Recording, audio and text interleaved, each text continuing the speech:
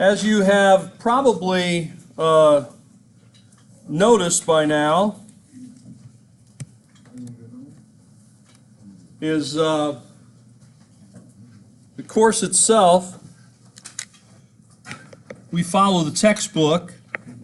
That's by design because I want to have a good guide for you. In other words, you can always sort of refer back to the textbook and sort of see where we're at and what we're doing. And it's a good thing for you to be able to read, research, and supplement what we say here in class, because obviously we can't say everything. Even your textbook is called The Essentials of World History. So, you know, we're just kind of hitting the essentials here.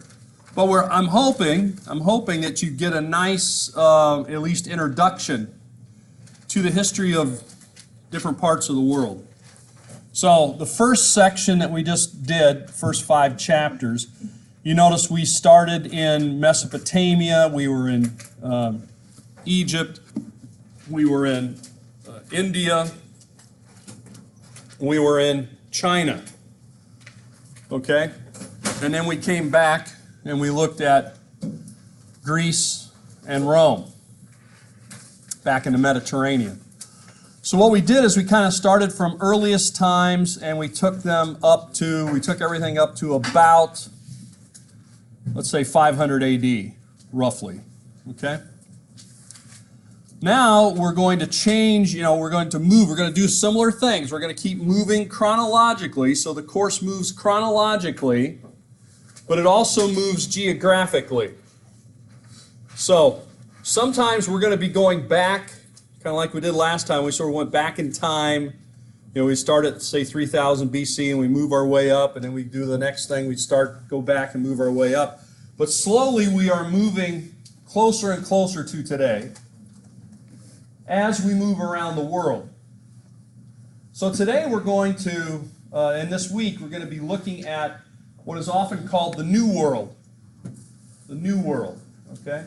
It's new in that, of course, that perspective is it's new to Europeans. Europeans did not know it existed, basically, until the time of Columbus.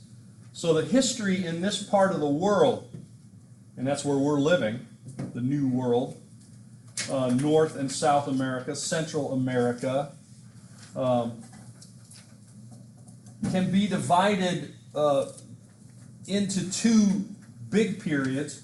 One is pre-Columbian period. Anybody know what that is? Yeah. You're asking for the time, for the date, or like the... Yeah, well, what does it refer to? The date or why? The time of the Mesoamericans, like predating the 1400s to that Yeah. time. Like, again, like the Aztecs, Incas, those... Right. And where's the name come from? Pre-Columbian. Yeah. Before Columbus. Yeah, before Columbus. So, whether you like him or not, Christopher Columbus, his arrival changed things, obviously. And so the history of this part of the world is usually in at least 2 big categories, it has lots of others, would be pre-Columbian and then I guess post-Columbian. Most people don't. They just say pre-Columbian. They don't do the next part, but the next part is obviously post-Columbian, or after the time of Columbus. And of course that happens right around 1500 AD. So that's a good thing. So we're going to take a look at this part of the world, primarily what we know prior to the time of Columbus, and some of the civilizations that we know. So geographically, of course, the New World is in the Western Hemisphere. Up to this point, we have looked at Asia, Central Asia, the Middle East, and the Mediterranean. So now we're coming across to the Western Hemisphere, and we'll take a look at the New World. Well, this is one area we want to talk about. It has, there are different names for different places. Meso means middle, just like Mesopotamia. America means America in the middle. So we might also maybe call this Central America, or the areas, kind of from the northern part of South America to the southern part of North America, that connection in there, that, it's defined, I guess, fairly closely, but with some flexibility. Okay, so that's what we're talking about. And so people who study this period of history, this period of culture and archaeology, often call this area Mesoamerica. Now, one of the things I put up here is, and of course this would include Mexico, Guatemala, and all the other areas down that way. I put up here different plants, and that's probably, I think, appropriate because the economy is agricultural. We've talked about that. Pre-modern cultures are primarily agricultural. I mean by that is that over 90% of the people in a pre-modern society are working somehow with food production, something to do with food, animals and plants that ultimately people are going to eat. Okay? Preparing it, plowing the fields, planting the crops, harvesting the fruit, whatever. There's a whole host of things that could fit into that. All right? But here we have different crops that we've not seen before. What was our primary crop in, let's say, the Middle East?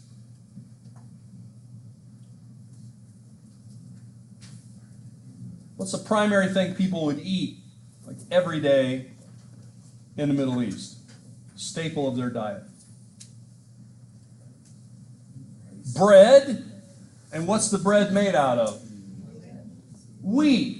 Primarily wheat. Yeah, there's some barley, a few other things there. But yes, bread, and really around the world, bread of one form or another is the primary thing that everybody eats.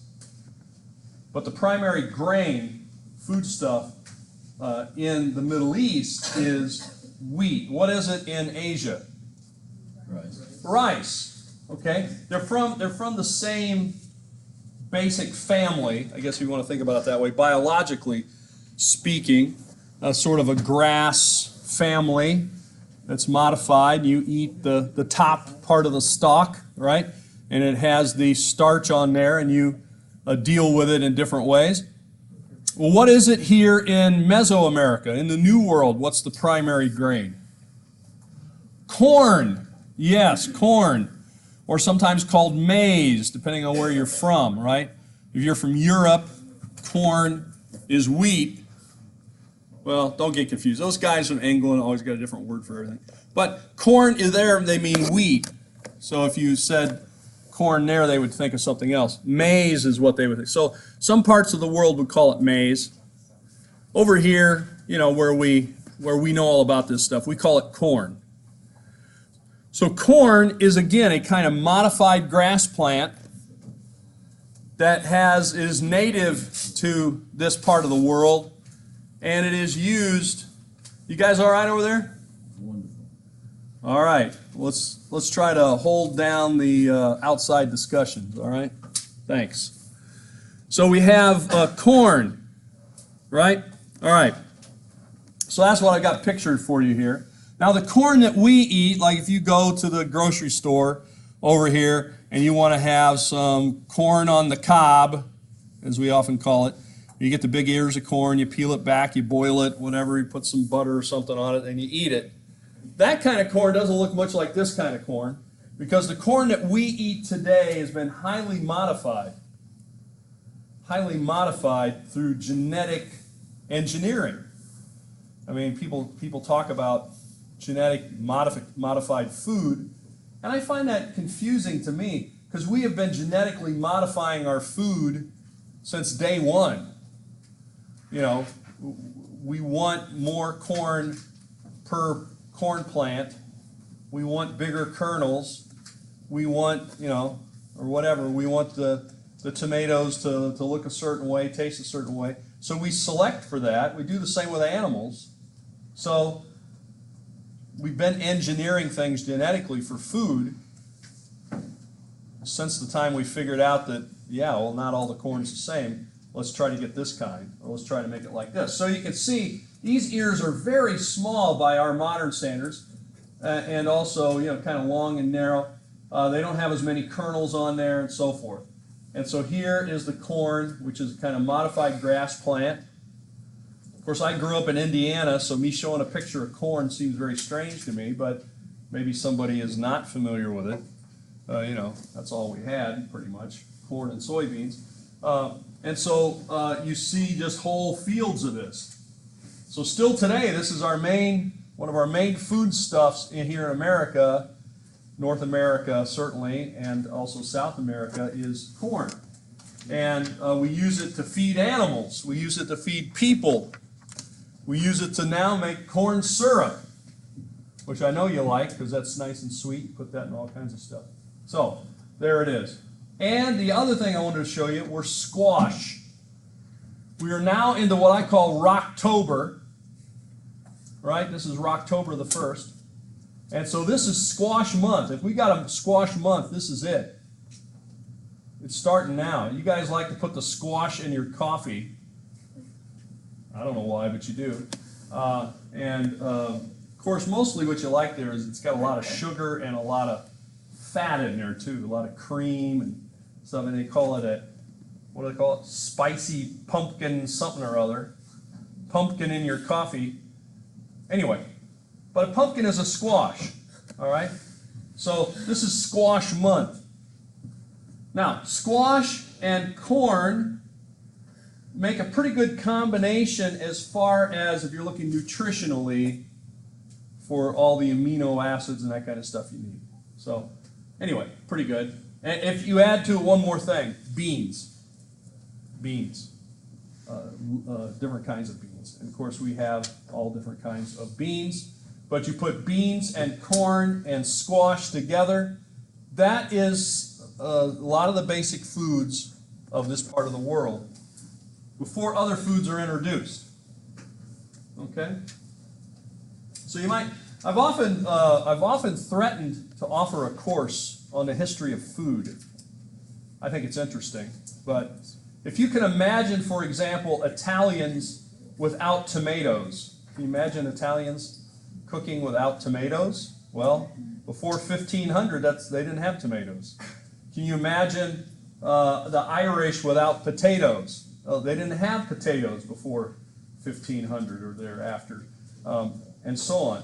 Because these are New World foods that were then taken and grown elsewhere, modified, tomatoes and potatoes in particular, corn of various kinds, peanuts and things like that. Those are all New World foods. Now, of course, we have introduced Old World foods here and other things. Like soybeans are really from Asia, but we grow them a lot in the U.S. For all kinds of reasons. Other kinds of things are introduced that way. So what we see then, corn, beans, and squash become the sort of triad of nutrition. Wow, there we go. I just made that up. I don't think that's in any book. We should put that in there. The New World triad of nutrition. So you put the beans, and of course from the corn you can make the bread.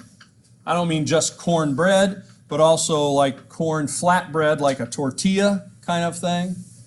You know, so flatbreads are a very common form of bread around the world, where you cook that on, say, a griddle, or you cook it on a flat surface in an oven. It's not rising up like a loaf of bread, but it's still bread, and it can be pretty quick to cook. You can cook that, make it pretty fast. Okay.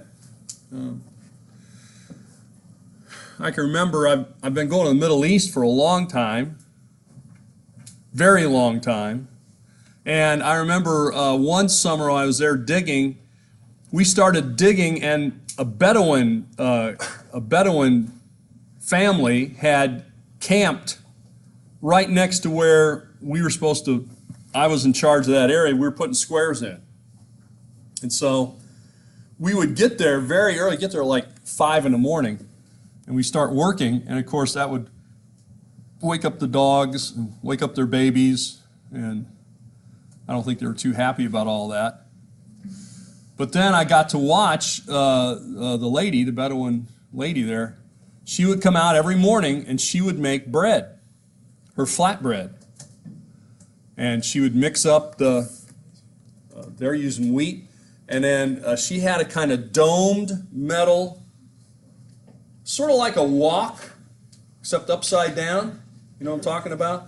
A domed piece of metal, and she would build a fire and she'd put that over it, and then she would put the dough right on there.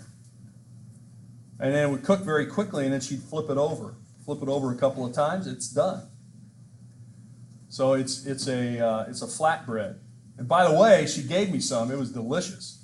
Really, really good. A lot better than the stuff we were eating. So that kind of flatbread that can be made, you know, you can sort of haul the ground stuff with you and just mix some water with it and a few other things, and then you can quickly make bread that you eat just for that meal or just for the day.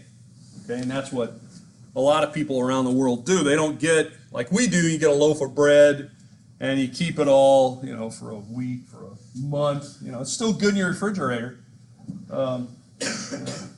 because it doesn't go bad here. We put a lot of stuff in it so it doesn't go bad, and we keep it sealed up. But their bread, you know, it's after a day, you know, you probably wouldn't want to eat it, but you eat it then, it's really good.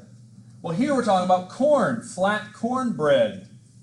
So when I think of cornbread, I know you're thinking of a certain kind of cornbread, which is good. I like it. But this here, I'm talking about flat corn bread, or corn tortillas might be a better way I should put it, which is flat, and you know what I'm talking about when I say that. And that's what we're talking about.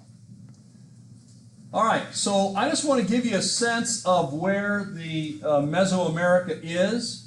Not that I expect you to learn these 77 different groups that are listed on this map. I'm not trying to scare you with that. I'm just trying to let you know that all across this area, it's just loaded with different groups of people. So you don't just think it's all one kind of people. Now, they are related. Often they are related. Some of them become more dominant than others. But we have many of them. Yes? Wasn't like the main reason why most of them wouldn't, come together and work more is because of the geography? Well, geography is part of it. Yes. Yes, there are a lot of mountains and hills. There's a lot of very dense vegetation in here. What I used to call jungle, which you're not supposed to use that word anymore. Rainforest. See, there aren't any jungles anymore. They're all rainforests. A jungle you're afraid of, sort of, and maybe you want to tame it. Maybe you want to, do something to it. A rainforest, you want to give it a hug, and you want to protect it. So I don't see anybody use the word jungle anymore. I would call it jungle, but that word's gone out of style. So, like up here on the Yucatan Peninsula, number 50. Of course, you can see if you look on our numbers here, the Maya become a very dominant one. And so, yes, they are separated geographically often that way. But I think there's also cultural differences as well. Sometimes people just don't want to work together. I think we can see that daily. A lot of times people don't want to work together, right? They don't want to fight. People. So I've often said, can't we just all get along? And after studying history for a long time, my answer is no. We cannot just all get along. We never have just all gotten along.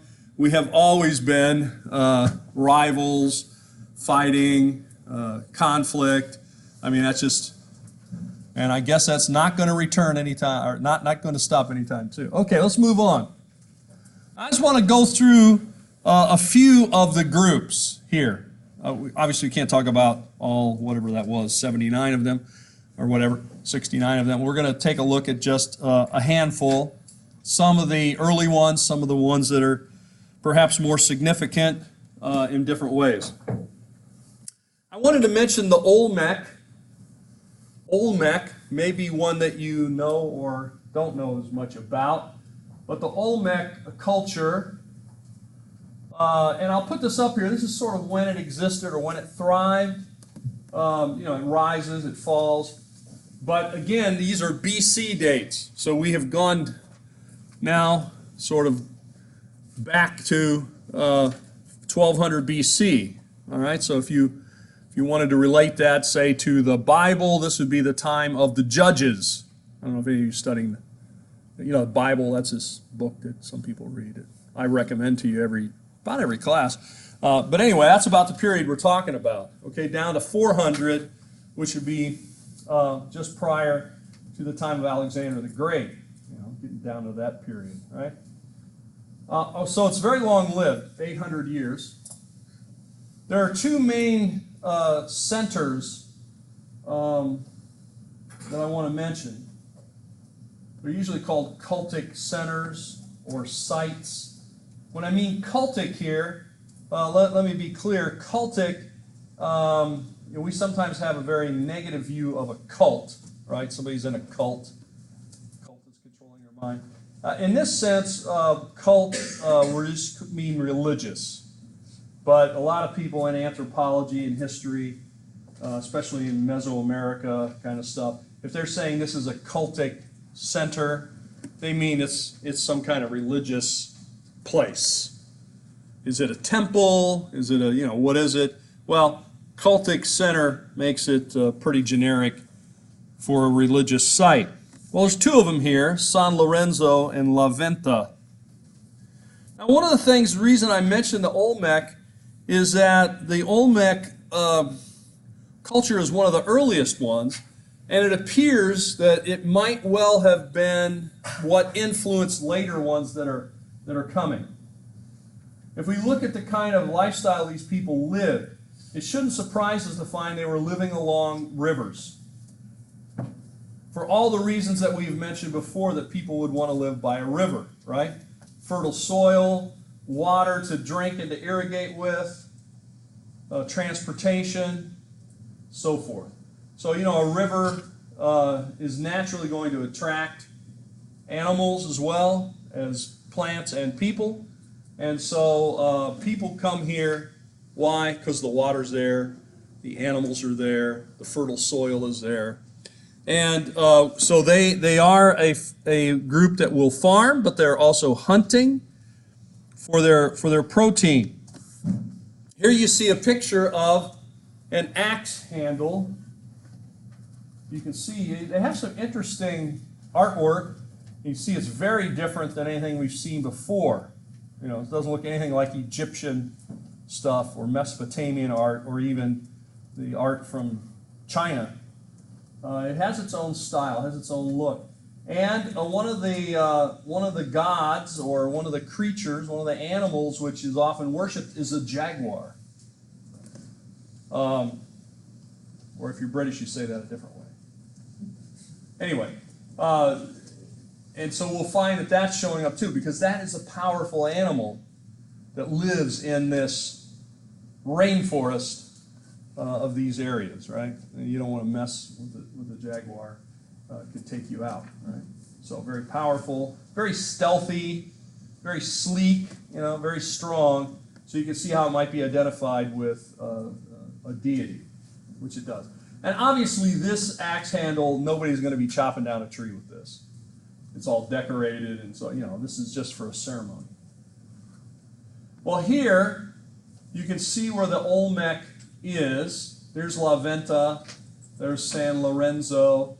You can kind of see it's in this area of Mesoamerica. And it's very early, so we do find some of the things that are prevalent here we're going to find later. And of course here, this just shows you some of the terrain. We said there's a lot of hills in this area, a lot of mountainous areas, and a lot of heavy vegetation. This is why even finding some of these sites has been difficult. It's taken a long time. They were sort of lost because the people, like this group, went out of existence in 400, and there are some local people in the area. They might have known some of the things were there, but most outside people did not. And what they're actually using today in this whole area is very prevalent, is they're using a form of,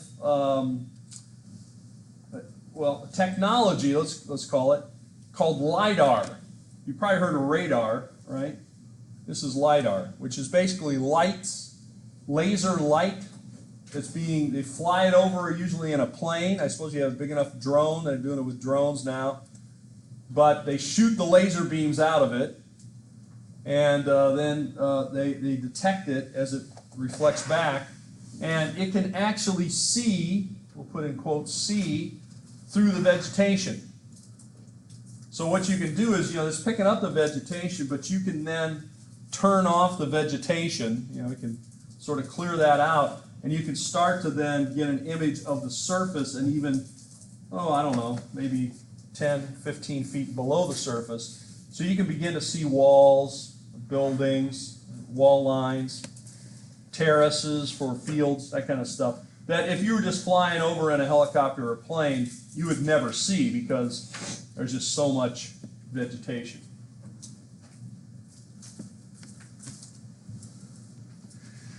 Well, the Olmec, I find these interesting, and this is at La Venta.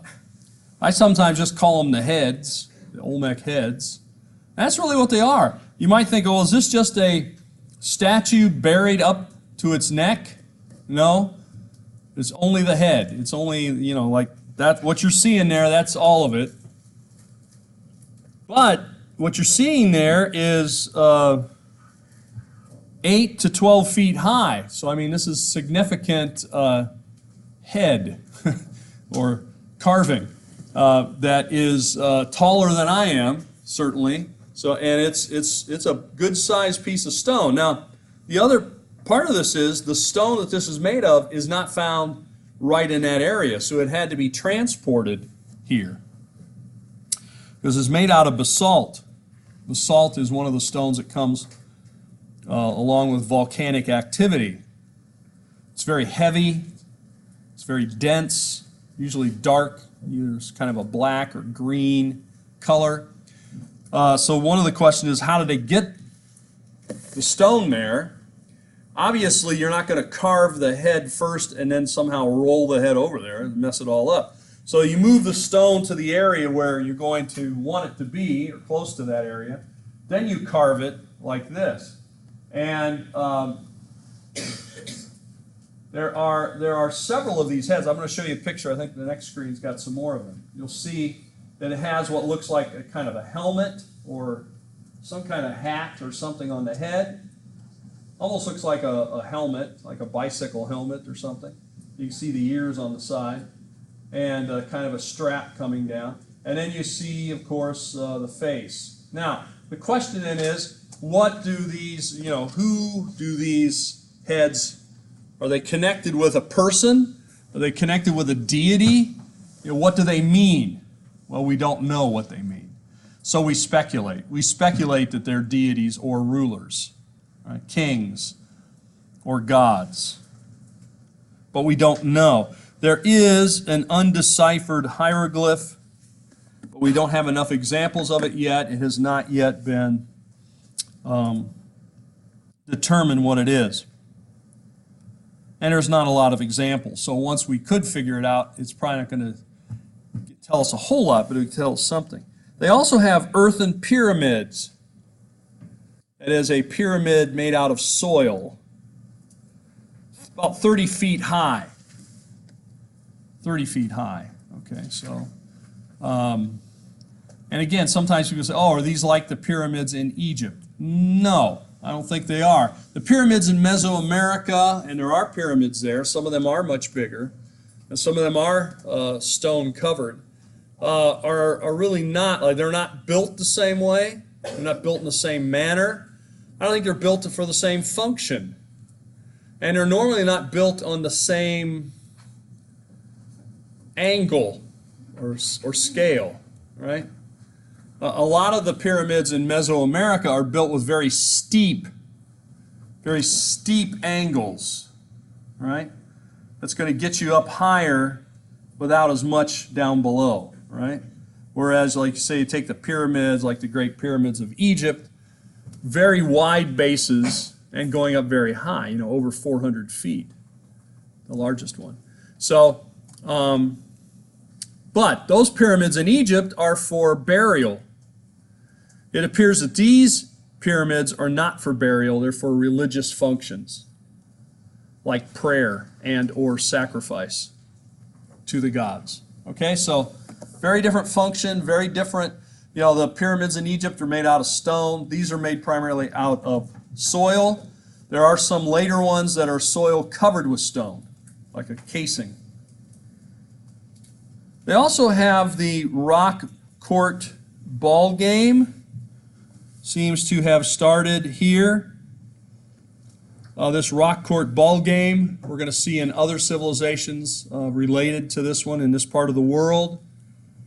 They have different size, but they have a ring, a metal ring. Instead of set up like a basketball ring, it's kind of on its side. So instead of being horizontal, it's vertical.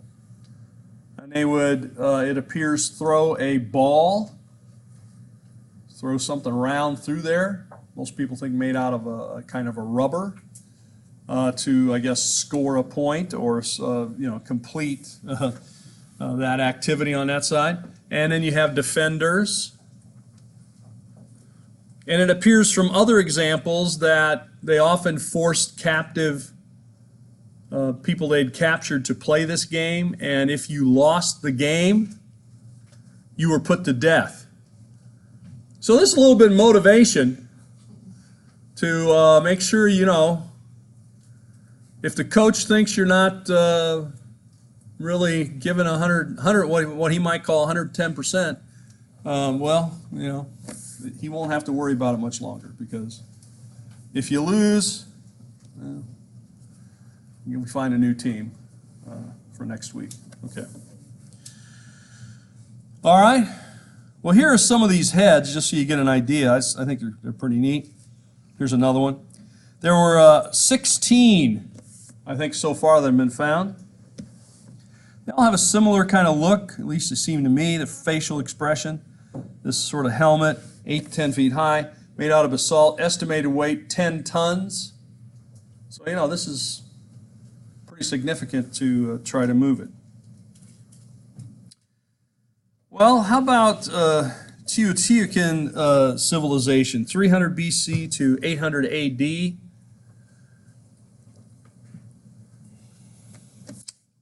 So this is, you know, a little bit later and a little bit further north. This is located very near to what today would be modern Mexico City. And we can say that this is the first major city of Mesoamerica. You know, a true city, and you know, a good sized city, because it is estimated that at its peak there were 8 square miles of city with an estimated population of 150,000 people. All right, so that's a good size city. I think Lakeland's a little over 100,000 people and growing, right? So I'll just give you an idea that it's bigger than Lakeland, which, depending on your perspective, may or may not seem like a good-sized place. After I lived in eastern Kentucky for 18 years, Lakeland seems pretty good size to me. But if you're coming from New York or something, no, it's just not a big place. Now, they also have pyramid, and it turns out that often we'll find 2 kinds of pyramid, a larger and a smaller one dedicated to the sun and the other to the moon. So we're going to see polytheism, and we're going to see, obviously, nature kind of gods playing a role. So the pyramid they have here is 200 feet high. That is impressive. It is stone covered with an earthen core, and it has 4 tiers to it. Whereas, you know, like the big pyramids in Egypt are very flat and just pretty much go straight up to a point. This kind of goes up in sections, and there is a built-in staircase on these because it was intended for you to climb up there to carry out the religious functions, or at least a priest would, which often would involve sacrifice. I don't know how many have been to one of these pyramids, any of them in this part of the world. The stairs, you know, I climbed up one day, a few years ago, and the stairs are very narrow for my feet. Of course, I got big feet, but still the stairs are very narrow, and the whole thing is very steep. So I mean, it's a long haul up there, and of course it's always wet. It has kind of vegetation on it. It's kind of slippery. It was a lot of fun. I enjoyed myself. They did have a rope, which I thought was a nice thing. They put a rope there where you could kind of balance yourself, because you know, they haven't heard of like handrails, or there's no, you know, like if you had this kind of thing in the United States, there would be a lot of lawsuits, I guess is what I'm saying.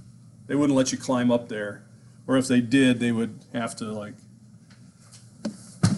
build a tram or something. I don't know.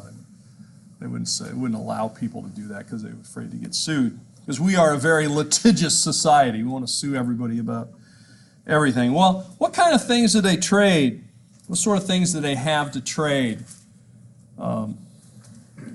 Well, rubber. They did have a kind of rubber. Remember, rubber comes from a tree. It comes from a plant.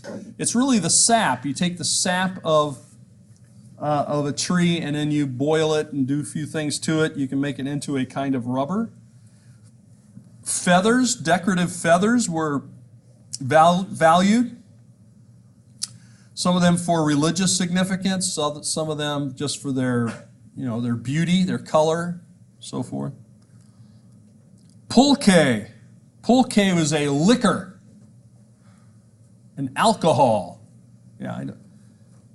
This is Southeastern, so you don't know anything about that, but there are alcohols out there, and people actually drink them for some strange reason. This is made from the agave plant. The agave plant. There is an alcohol that's made from the agave plant today. What's that? Oh, I thought someone volunteered what kind it was. No? Okay. No. We'll just leave it that way. But they'll just say there is one I've heard of that's out there. And also cacao or cocoa, right? This I know you know about because you probably like this. Most of you probably like this. This is what forms into chocolate. Anybody here ever eaten chocolate? Yeah, well, most hands. Thank you. I see that hand. See the hand in the back. Yes, chocolate. Most people like the chocolate. Chocolate, can you imagine a world without chocolate? Well, prior to 1500, there'd be nothing even resembling chocolate because it came from this part of the world. And it actually comes from, you can see this guy is raking what are called beans. Technically, you know, if you're a biologist, a botanist, they are not beans.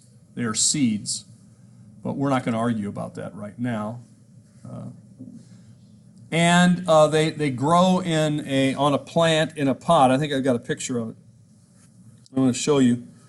But they're so popular that they're now grown in other parts of the world, like Africa, which I think is where this picture was taken, and used to make chocolate. So you know the Belgians you ever heard of Belgian chocolate? You probably heard of that. They don't grow any of this in Belgium, but they grew it in the Belgian Congo. Right? The Belgian people controlled part of Africa, and they started cultivating these things so that they can make their own chocolate. All right, so we see where it is right there in this part of what today would be Mexico. I thought I had pictures of it. No, I guess I don't. Well, anyway, they kind of grow in a pod. Maybe it's later I've got that. They come in a pod that forms on a tree, and then they cut open the pod, and inside of it are these seeds.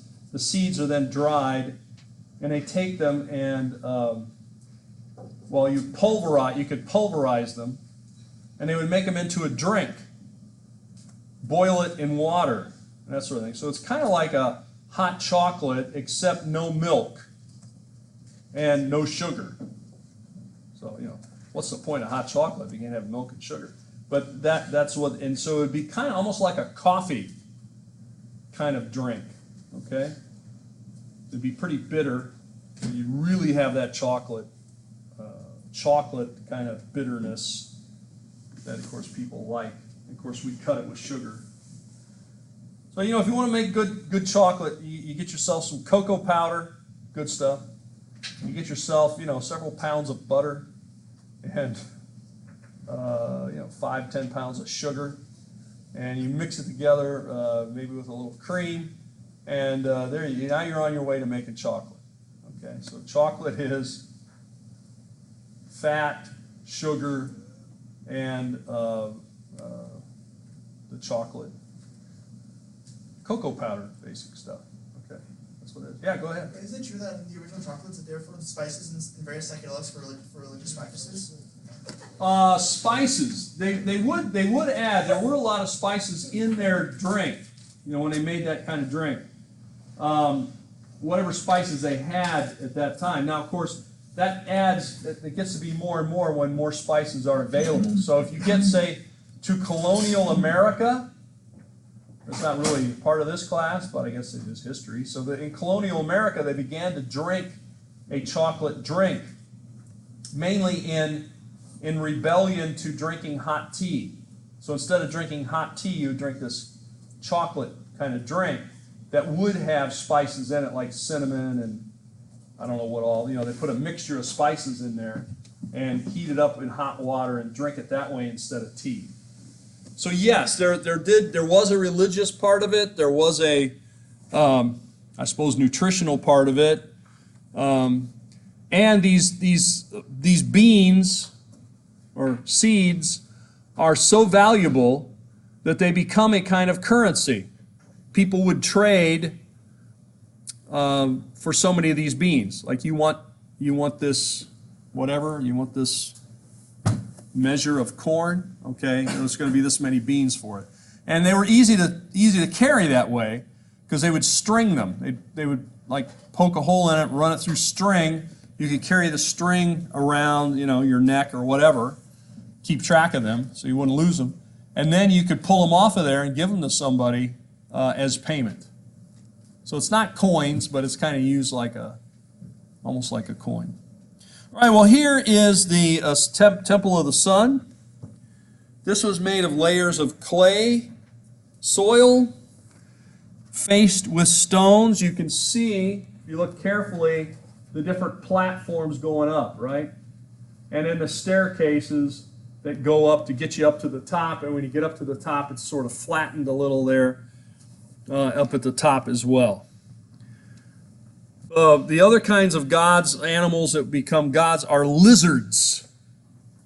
I don't know if you like lizards, but they are interesting creatures. And so lizards are certainly something they have a lot of. All right? Check my time here. Okay. We better get moving a little bit. Let's go to the Mayans then.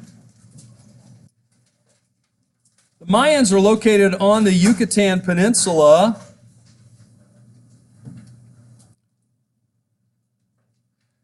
And I showed you that on the map already, the Yucatan Peninsula. And of course they are there. They declined before the Europeans show up. Somebody like Columbus and the other Spanish show up. They have already declined, and there were stories about them, but people, especially outsiders, didn't really know much about it. In 1850s, they were rediscovered. Or let's say they became known to academics, right? Archaeologists, explorers. A guy named John Stevens and Frederick Catherwood going through the jungle. This would sort of be like, you used to have old movies of a guy with a machete, and they go through with a machete, cutting down the vegetation, and then you hear all the animals and the birds and stuff, and then they find like a big temple, or they find big stone objects. That's pretty much the way this worked. And they found some of these Mayan pyramids and that sort of thing. which had to be cleared of the vegetation around so you could see it and so they could excavate. We know there's farming in the area of the Yucatan back to 1000 BC. That we know that there's probably a connection to the Olmec culture because of the shared ideas of, like for example, pyramids and some of the other things that seem to be very, the ball game and so forth. And also this area produces obsidian. Anybody know what obsidian is? It is a rock, often a black rock. It can be different colors, yes. And where does it, what areas does it form? Around a volcano, yes. Sometimes called volcanic glass. So it's very shiny, very hard. If you break it, it'll break like glass and it'll get a razor sharp edge like glass. In fact, there are some surgeons who prefer to use an obsidian scalpel to a metal one. So, because they're that precise and they have that fine of a cut. They also, of course, have the cacao trees, which produce the cocoa beans, which I've already talked about. They used much like money. Okay? So that's what we see here.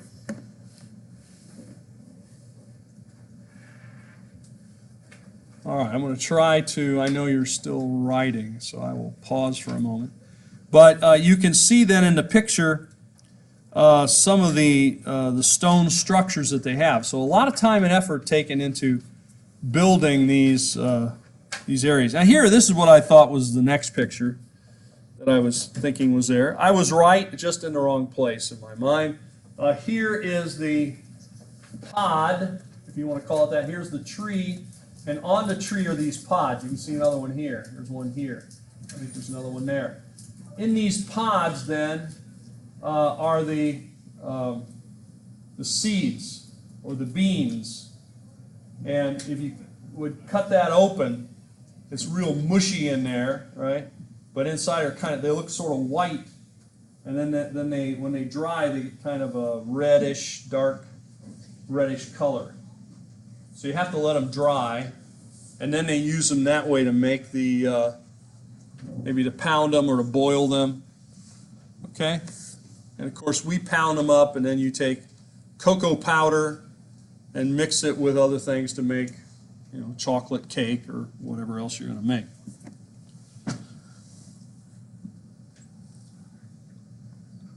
So here is a nice map showing you the Mayan civilization. As you can see, concentrated on the Yucatan Peninsula, but goes all the way across. You see some of the main places like Tulum. This is one a lot of tourists go to. I've been to Tulum. A lot of people, you can get there from a cruise boat. That's how a lot of people get there, right? So you can take a cruise and you can go to Tulum and you can go see the ruins there and climb up the pyramid like I did. There are also a Tikal, very large pyramids there, a Copan. So these are all important sites with the Mayans. At the height of the Mayan, here's Tikal, by the way, 200 and 800 AD. The largest of these, Tikal and Copan. Here you see Tikal, which is actually in Guatemala, not in Mexico. Now notice, you can see how steep these are, these pyramids.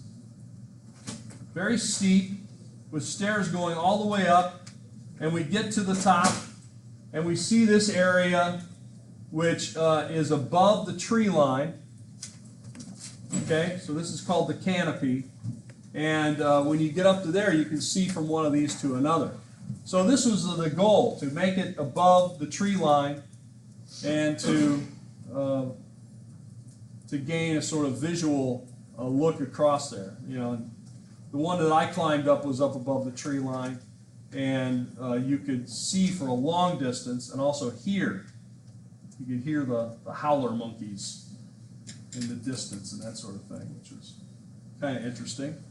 So the idea here is that you can communicate with the gods through these pyramids and religious activities. They have an aristocratic culture. They are polytheistic with gods related to lizards. And we do have evidence that they actually practice human sacrifice as a part of their religious service, which included decapitation of the individual. They would use an obsidian blade, if you want to get more specific, to, we know, cut out the heart, hold it up to the sun. The goal was to do that while it was still beating in your hand. So there's something to think about. And then roll them on down the pyramid and go to the next guy. All right. The population here at Tikal, they estimated at 50,000 people.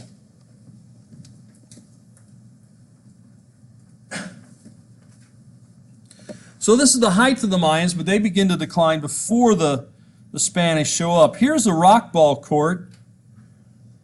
You find these in the Yucatan. You find them elsewhere too. It seems to be quite a bit of variety as far as the layout of it and the size of it. Some of them are smaller than others. This is a quite large one. You can see the people down here on the right, and you see these stone walls that are here, and they're parallel walls. The sort of game would take place in this area. Mounted to the walls would be a metal ring, vertically mounted. They had a large rubber ball, weighed probably about 7 pounds, so that's a pretty good sized ball, that they would throw, evidently, carry, and they would force captives to play. Sometimes as few as 2 players on a side, sometimes more. And it was connected to different religious activities. Again, we don't have much of this written, so we don't know. We don't have written records, so we don't know all the details. But we do know that those who lost were sacrificed to the gods. So this ought to motivate you. Give us your best effort. I guess once you figured out the stakes are pretty high, no use saving it for the next game. Okay? So, even calling it a game, I suppose, is it a game? It's a competition. Yes. Is it a game? I don't know. It depends on how you define a game. I think where one side is all going to be killed, I don't know if I call that a game anymore, but I guess, we're used to, that's all in the movies, right? We got the Hunger Games, right? We're just killing everybody off. You got to kill everybody off there. Just kill them all, and then you win. So we're used to that kind of stuff. So here's another one of these. This one's more elaborate. You can see.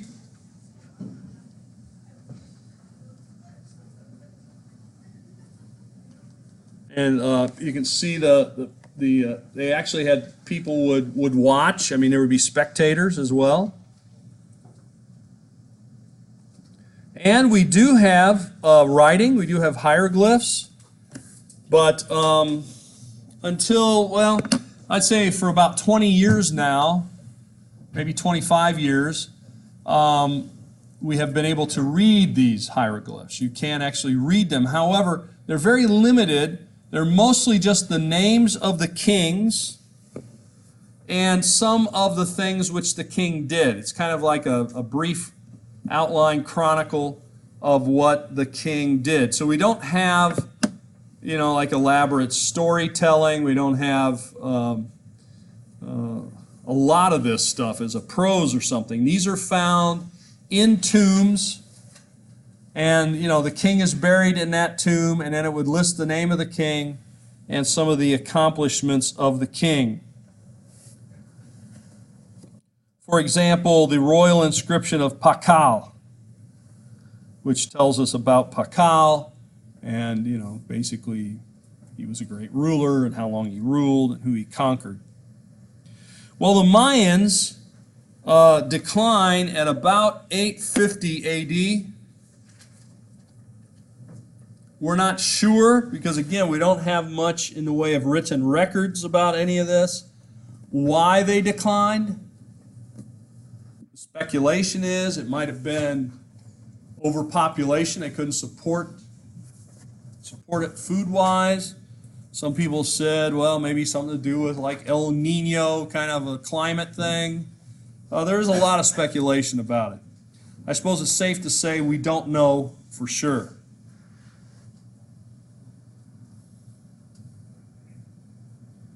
So here, just to give you a little more of an idea about the Mayan writing. Some of this, I think, is in your textbook. This was taken from an earlier version of your textbook. I'm not sure if this image is in your textbook right now, but you can see very elaborate symbols here. You imagine trying to figure these out and what they mean. So these are the kind of things we see often with the name of the king, you know, when someone's born, when somebody dies, when there is a war, when somebody ascended to power, when somebody captures or defeats someone, and then this bloodletting rite. This is a very important part of this. They believe that the blood of the king was needed to make a connection between the people and the gods. So again, you may not want to hear some of this, but you know, they would actually cut the tongue of the king. They would run a kind of string or cloth through it, you know, like yarn, and get it soaked with the blood. Then they would take that blood-soaked piece of cloth and they would offer it up as a sacrifice and a kind of burnt offering sort of thing for the people. Okay, so Mesoamerican language that we know is Mayan. It's read left to right. That ought to be familiar to most of you. And top to bottom, again, familiar to most of us, since that's the way most of the languages, I assume, people in this room do. Okay? Now that takes us then to the Aztecs. I suppose the Mayans and the Aztecs are the most famous of the two. The Aztecs, of course, have the distinction, and notice we have a very set time for when the Aztec civilization ends. 1521 AD, and begins around 1200 AD. They are located in what today would be Mexico, especially around the lakes. I think I'll put a map up in a moment. And they have a series, they've sort of built out onto these islands in a lake. And they built causeways or little walkways to go from one to another. This was meant for defensive purposes, for example. If you wanted to get to me, you would have to come out where I am on the lake, and there is a little causeway, but all I have to do is defend the causeway or destroy part of the causeway. It's going to be hard for you to get to me unless you come by a boat or something. And so you might think of it as their security system, in part.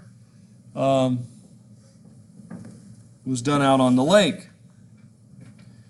And so we see they move into the Valley of Mexico and they form alliances with different city-states. And in fact, the Aztecs then will be the strongest of these city-states, who will then come to dominate a whole number of city-states under what we can, I think, legitimately call an empire.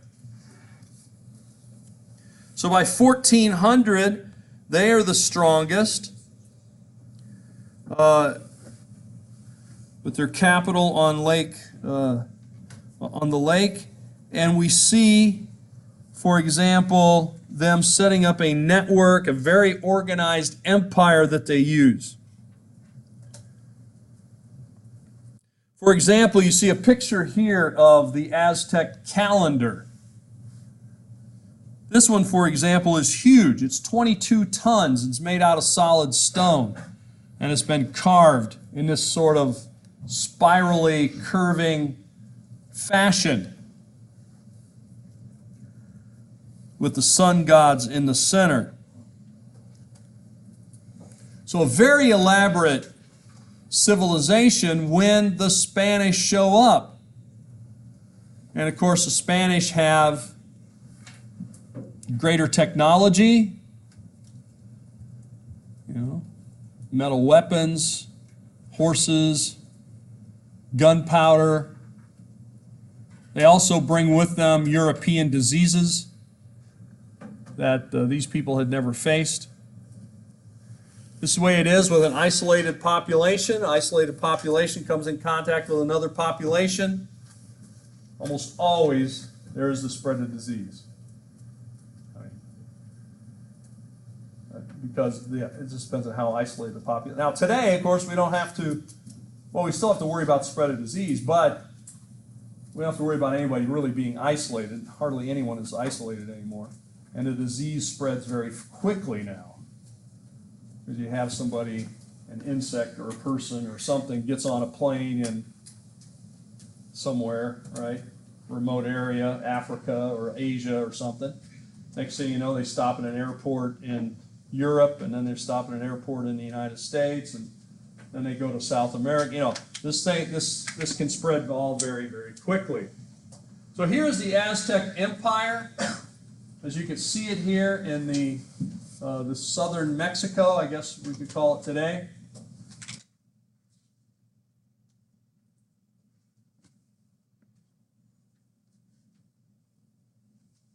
And here is the lake, and here you can see some of the causeways and the aqueducts, and of course there are mountains around it. So if you wanted to get out here to attack them, you'd have to go on one of these causeways. So it's a good defensive setup for them, and keeps them safe, and they're very well organized. They're really at their height of power when the Spanish show up. And the only reason it declined as rapidly as it did was because of the problems that they faced from the technology and disease. They actually do have a book. Codex just means a book, which you can see lots of symbols here. There are, I think, 4 or 5 copies of this in different parts of the world. When they were found, they were sort of taken away. Some of them were destroyed by the Spanish because they thought they were pagan gods, pagan rituals. Here is a pagan god eating a person, like a dragon, a lizard kind of thing, eating somebody, and that sort of thing. And then here are the different headdresses. They have elaborate sort of costumes that they would wear to represent their different gods. But some of these a few of them have survived, and they have been able to translate some of these, so we're finding out more about their religious practices this way. For example, they end up taking over most of modern Mexico. They created a network of territories which were controlled by lords or hierarchy of nobility, if you will, all these lords were related to the king and the ruler, and the ruler was said to have descended from the gods, so he had a connection there. Here we have a very interesting sort of ritualistic mask that would be worn. You see decorated with shells, but also quite a bit of it with turquoise. Turquoise was a very special and stone to them, and was thought to have a sort of religious or magical property. No doubt you have seen other things turquoise, especially if you go to the southwest U.S. or go down to Mexico, you find quite a few things made out of it. Well, all of this is going to come to a distinct end or decline in 1519 when the Spanish show up. Cortez lands at Veracruz with his troops, his conquistadors, and we see at this time the Aztec king was named Montezuma, and they were at the height of their power. And you see Montezuma's reign is going to end in 1520. Of course, when the Spanish show up, there's disease. There is, if there's any resistance, it's met with a lot of violence. And of course, the Spanish had horses, which were not in this part of the world before that. Great advantage militarily. If you're walking around and somebody's on a horse, that's a big advantage. And they actually had some gunpowder by this point. That is, the Spanish did. They had guns, which obviously, and then disease. Different kinds of influenza and other sorts of disease. Sometimes people ask me, well, if you have this isolated population and they receive diseases like measles and stuff like that, which tended to wipe them out, were there any diseases that went the other way? And the answer is, it appears to be yes. The disease that came the other direction, that is from the Americas to Europe and I guess elsewhere around the world, is syphilis. So you can look that up. That's a bit controversial, but that's what is believed to be the disease contribution from the Americas to the rest of the world, if you want to call it a contribution. All right. Human sacrifice. Well, they have elaborate ritual ceremonies where they dress up. Like here, they're dressing up like the jaguar, so they have the entire kind of outfit with a sort of head dress, and birds, lizards, jaguars. This is from that book, sort of showing the way that artist has decorated it that way. And then the human sacrifice becomes common after the famine of 1450. And the priest, like I said, they believe things were falling apart, and they think it's because the gods were against them. And so they're trying to win the favor of the gods. So they're actually going out and capturing other people in the area and offering human sacrifice, cutting out the hearts of people, holding them up to the sun. At the height of this panic, I guess we might call it, up to 20,000 people could be sacrificed in one day. Can you imagine? They felt that blood was necessary to ensure the sun god's approval, and that the sun would rise and that things would go the way they should. The Aztecs will fight other local people, capture them, bring them through for these sacrifices. So there was a movie, I don't know now, how many years ago? 10 years ago? 15 years ago? Called Apocalypto. Anybody know what I'm talking about? Anybody seen that movie? It's all in Mayan with subtitles. And it shows this very thing where they go out and capture people and they're going to offer them as sacrifice. It was produced by Mel Gibson. Apocalypto. So if you want to watch something related to what we're talking about, there you go. And one more. I got one more screen before we go. We got about 2 minutes, 2.5 minutes, so that's great. Everybody ready? Okay, here's the last one. This is an image from the time showing, holding up the heart, showing the victims sacrificed, rolling down. So we'll end with that for today. So I hope you have a good day. We'll talk to you later.